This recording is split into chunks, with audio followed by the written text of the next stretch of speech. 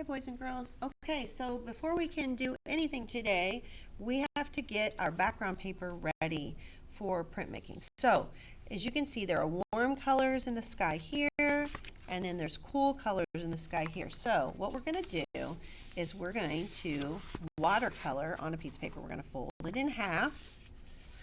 Oh, I just realized I have some drawing on the back. I guess it doesn't matter. We're going to fold it in half, and then we're going to paint warm colors going across here. And remember, you want it to look like the sky, so you're going to paint across, and then cool colors on the bottom. What were the warm colors? Let's see if you remember.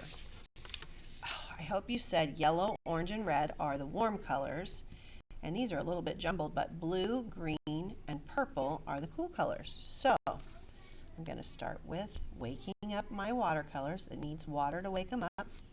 And you can do them anywhere you want on here, but I'm actually going to make mine kind of gradually fade from red up to down to yellow. So I think I'm going to start at the top of my paper with the red. And if you want it to be lighter, what should you add?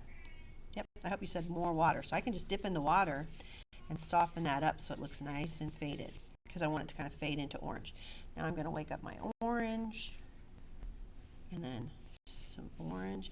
Now you don't want it to look like just stripes of color. You want them to blend. So where the line, where it switches over, takes just a wet brush and brush across that line so it blends, so it goes from red to a red orange to orange, not just red to orange, okay? And now I'm going to do yellow. I need way more yellow than that, don't I? Just keep adding a little bit more, and then I will blend them together.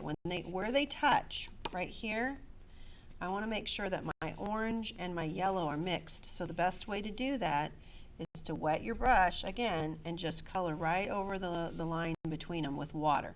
And then it'll blend in this area, it'll blend your yellows with your oranges. I think I need a little bit more yellow down here. Okay, once you get to this middle line, stop, and we're going to switch over to our cool colors, okay? And you can decide, do I want green, blue, purple, or do I want purple, blue, green, or however, whatever order you want them in, okay? I think I'm going to put blue right in the middle, and I'm going to put green here and purple there. You can do it however you want. But what do we want to have happen here where they touch? Yep, I hope you said blend. So I want the green to be here, and I'm not going to go right up to the yellow. I'm going to leave a little bit of a space, because what will happen if I touch those two colors together? Yep, the green will bleed into the yellow and the yellow into the green, and I'll have a mixture there, and I don't really want it. All right, so green, blue. Right now it just looks like stripes of color, right? I need to do that water we talked about. Add a little water right here between the two colors so that it goes from green to a sort of a turquoisey blue to blue. And then I'm ready for some purple, my favorite color. Definitely will look like a night sky here. Okay, now right now I can see a definite line between the purple and the blue. So I want to get some water, and I want to paint, maybe even kind of go up and down, maybe a little zigzag motion there, just till it starts to blend, okay? And then I'm using brush strokes that go across, because remember, we want this to look like the sky. And we don't want to have any weird, like I can see some water pooling there. I'll probably just spread that out a little bit. There we go. Okay.